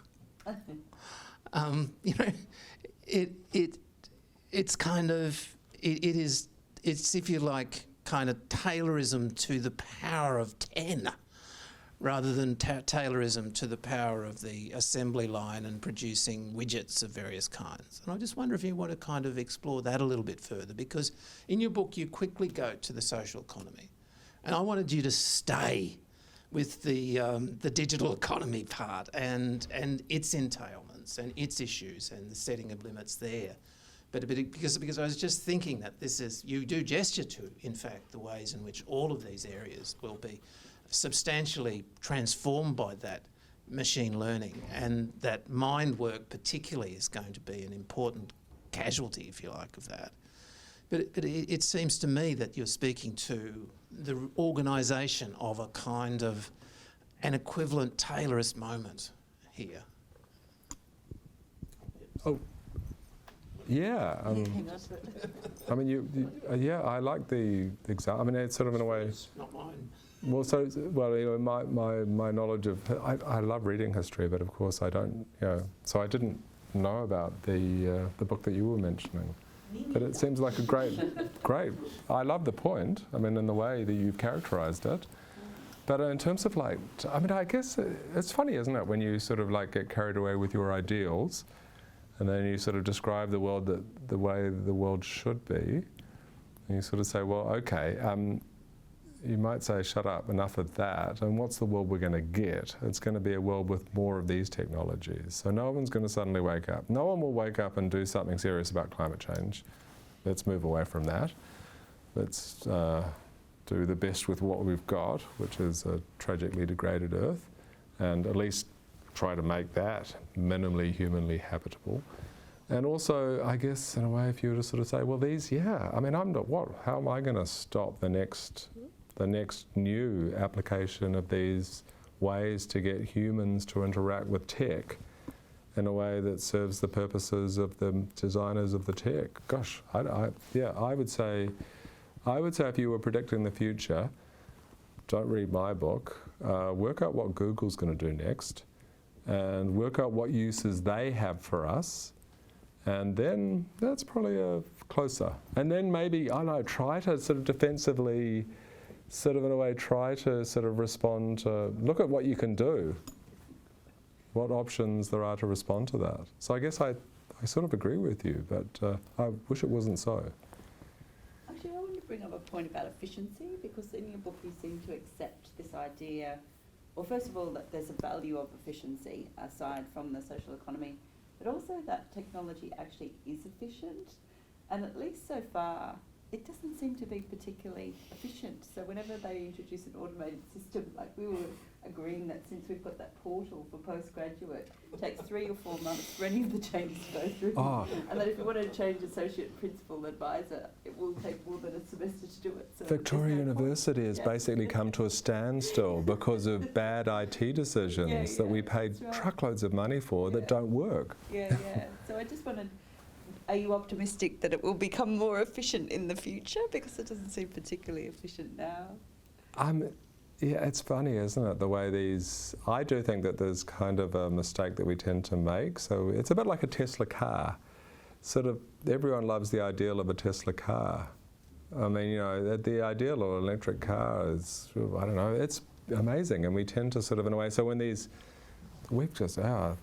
Victoria's, basically the student portal is a total disaster. And sort of we got carried away with, this is the way it should work, and then of course, we paid less to have the application of that software without support, because of course it should work, and it didn't work, and it's been a disaster, and we've had to put everything on hold. We're hiring for a job, but that's had to be on hold or to go back to pencils and paper because the system doesn't work. So you're right. I mean, I guess in a way it's funny, isn't it? But I mean, I guess I sort of accept that. When people talk about the minimum viable product, that's what sort of, the iPhone. First iPhones didn't really work. The iPhone that Steve Jobs famously showed off, look at this, it was all just, everything was hard coded in, and the buttons that he just happened to press were the only ones that worked. And that's sort of in a way, when you get a new iPhone, you're basically testing it for them. So I suppose I think that in the end you end up with something that works pretty well, but it's certainly, there's a lot of you just sort of having to help them make it better. I love the example of the university web portals, because I think that, I mean, it's more grist for my mill. Because this seems to me a prime example where we should have social interaction as a value. I mean, there's clearly a value for students to have social interactions in choosing their courses, in being mentored by people to help them make these decisions. And it seems to me that the reason that isn't acknowledged by university administrators and managements is not because that there's a more efficient solution, but because the promise of efficiency means the promise of more value in terms of like monetary value. We can dispense with, humans are expensive. Yeah. You have to pay them So wages. that's, I mean, but it's really depressing because, you know, we're public institutions. And this is another example where I think it, you know, back to Nick's point about the boutique supermarket and my point about, or actually it's your point about personal shoppers. So where are you getting places where you can do class sign-on with human advisors? Small, private, liberal arts institutions in the United States. You know, yeah. It's funny, isn't it? That should be a demonstration that people want this. The rich want it. I mean, you know, therefore, why don't we try to provide it? But it's interesting, your point, actually, about, you picked up on the sort of the move away from, oh, what are humans? Humans offer creativity and all of that. And the sort of, in a way, yeah, I do think, I'm glad you mentioned that, because the experience, sort of, in a way, that when you think of creativity, you're sort of thinking about, oh, I'm a human, I can do that, I can produce this creative outcome, a machine can't. It's almost like I would rather, sort of in a way, the experiential aspect. Here it is, you're a human being, you're a mind, and I'm in a social interaction with you right now. And it's, you know, I mean, you've asked great questions, so I have benefited, but even if you hadn't, it's still a social interaction. So I mean, wouldn't it be great if we said, yeah, we've discovered actually, yeah, the rich are prepared to pay for this. They want it. We can afford it if we choose to, I mean, to do things that we won't do, like tax billionaires more. So in a way, why even say that? Other comments or questions from the audience? Had a very kind of active panel, which is great. But has anyone been holding on to a question? Kind of. Go ahead, Nick. So it might not, I apologise, I haven't had a chance to read your book, so you might actually cover this, and if you do, I'm really sorry. I was just thinking about the plants that you mentioned. So fake plants will never kind of meet the same need as, or fulfill the same need that real plants do. And I'm an infamous killer of plants, but I still have a lot of real plants. I won't give up. And I think part of the value I attribute to that comes from the fact that it's difficult, or that there's a challenge involved. And you're talking about how you hope that your wife would continue to choose you because you have feelings. And I wonder if part of that choice is because it's more difficult to maintain a relationship with someone that has feelings, as opposed to a machine which may not be as challenging. So it's more just a comment or a thought I was thinking about, but how much of the value comes from the social interaction and the fact that they have feelings, and how much of the value comes from the fact that it's a personal achievement because it's more difficult. I mean, great point. I mean, yeah, so that's, yeah, I agree with you 100%. It is a challenge, isn't it? Other humans have challenges. I'm constantly accidentally offending people because I get people wrong. So I tend to look at, terrible, I mean, it'll make me seem slightly sociopathic, but I do kind of grade myself. I thought, did that interaction go well? I mean, I'm not one of these people who's socially gifted in a way, just goes around and, yeah, everyone loved me.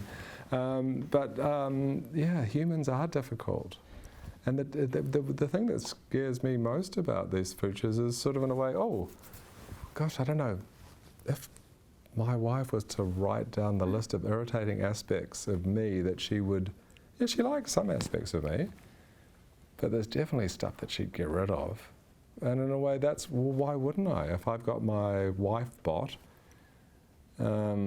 based on, I mean, I'd change things about her. If I could just optimize, I'd say, oh yeah, she does go running all the time, and that's slightly annoying. We have to go on holidays based around her runs. Yeah, I mean, but that's great. I love that. And in a way, sort of in a way, you know, raising kids. Gosh, how annoying are your children? I mean, it's sort of like, yeah, that's part of the, it's not part of the fun, because you do kind of experience it, but it is part of the, yeah, a world in which, good, this is my relationship bot, I'll just tweak that. That was slightly annoying. Yeah, that thing you do, the way you hold your coffee cup, I just don't like it. I'll change it. That's a terrible world. So I like that, yeah, the challenge of plants, a nice example. Can I respond to that comment? I think that's such an interesting comment to bring up in relation to the discussion about efficiency as well, and especially sort of Tom's question of what would Taylorism, look like an efficiency movement in a digital space. Because on the one hand, you have these machines that aren't terribly efficient anyway, like university portals. So you have this myth of the technological, being super efficient. On the other hand, the reason that in the industrial period, people were so concerned with efficiency is that the time it took to do particular procedures was longer. And so if you get a machine, and if an algorithm will work faster, than an industrial machine. And so the kinds of questions that people asked in Taylor's period about efficiency, the space in which that's happening, has transformed so radically that you'd have to think about efficiency in different ways. And so the question of whether things that are inefficient are the things are difficult, So it's inefficient to have real plants as opposed to plastic plants, They take more time, they take more attention, mind, eye, too. And so whether there's a kind of relationality between those, I think, is a really interesting question. But I have to say, I don't know how many people here have actually, you're talking about wife bots and stuff, but how many people have actually interacted with social robots? But I played with one of those robot cats that they take into aged care facilities, and they put it on your lap and it starts to purr and it moves like in relation to your voice. And I gotta say, I'm a real cat owner, like I own real cats, that is to say. And I was 90% of the way there after about 10 seconds with the social robot cat. So it'll be interesting to see, like the fake plant analogy, how quickly, people actually do have deep relationships in this kind of transfigured space, I think. Oh, you go. No, you go. It's just to say that that comment makes me think about Be Right Back and the episode, the Black Mirror episode, because of course it ends with her putting the robot in the attic and keeping it for her child. So and there's a suggestion there that the child is this is her father and that it's experienced as real. That there's a feeling in that final scene that the child is 90% of the way there. Like on Sunday she's allowed to go up to the attic and visit dad. I was just thinking.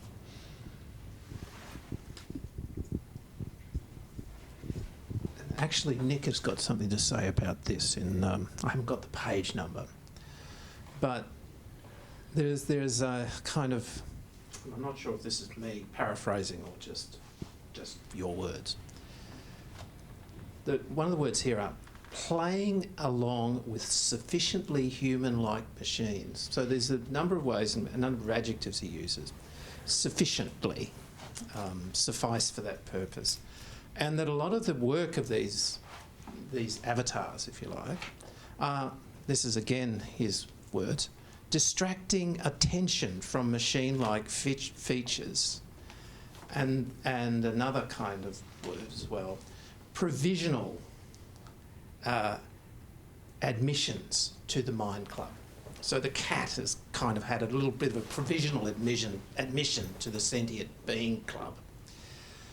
And this is a kind of a part of your book, Nic, where at one level it's serving to make a distinction between different kinds of visions of AI to produce a mind or something that is sufficiently human-like machine, and arguing that the sufficiently human-like machine is what is winning out in the pragmatic dimension of artificial intelligence and the application of machine learning and different styles of machine learning.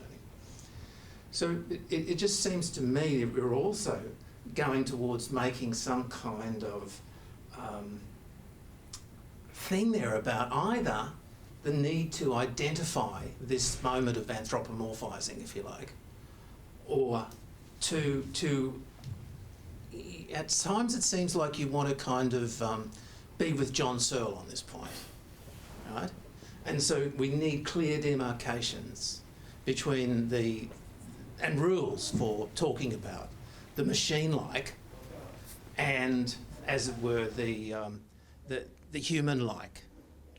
And we need a vocabulary that doesn't allow us to confuse the two. And at other times it's like, no, well, hey, this is good enough. This has its purposes. This has certain sorts of social value and interchange value and is helpful. Yeah. I mean, thank you. Yeah, that's a really interesting thought. I mean, that's a very good way to express sort of something that was maybe more inchoate in that chapter than it should be. Yeah, but thank you. I mean, I guess it's easy. We're very easy to sucker. So, I mean, have any of you? I have an Apple and I have Siri, and have any of you abused your automated assistant? I mean, as a student says, oh, you try it. And I found it, I did it once. I said, F off Siri. It was really difficult. I felt guilty. I still half have this idea that there's someone in there saying, okay, you're going to get yours. When the robot revolution comes, you're screwed. Because you basically took advantage of me. I couldn't, you treated me like dirt. And you knew that I couldn't answer back. And I know deep down, there's nothing there. I don't know. It's funny have you done this? You get I got a slightly snippy response. I don't think I deserve that. And you say, oh God, you don't. You've done nothing wrong. Yeah, every now and then you get what I say wrong, but that's probably mainly me. So we're easy to fool. And I just worry. My concern is actually, I don't know that I should feel bad about directing a whole stream of abuse at someone on this panel. That would be a horrible thing to do. But I don't know if I do it to Siri. At this point, there's nothing there. I mean, really, can I just guess that at this point, there's no one in there saying, you wanker, you're going to get it. When the robot revolution happens, you're going to be first against the wall. She's not thinking that. So, I mean, I wonder though if I know that you have a broader commitment to consequentialism, but I wonder if you look at it a different way, that there is something wrong with doing it, but it's not because of what it does to this AI that isn't sentient yet. It's that it reveals something about you, about your character, that would be more easily identified, I suppose, by a kind of virtue ethics perspective. Yeah, I mean, I agree entirely with that. But so I've written a piece. I think last time I was here, I gave a talk on sex robots. Yes. And it's I do think that the main concern about sex robots is the one that's been expressed much better by others, much better than me. But I don't know, I'm going to buy a sex robot and I'm going to enjoy shouting at it. And yeah, that will have you don't want to be a woman in my life because, this is a woman as far as I'm concerned. And now I've learned that that's how you treat women. That's a much bigger concern, I guess, than the fear about sentience. But I think that the fear about sentience is also a fear. So the fact that we'll encourage these horrible habits. What's the right way when someone doesn't do exactly as you expect of them? What do? Do you hurl a stream of abuse at them? Yeah. I mean, that's a terrible lesson to learn.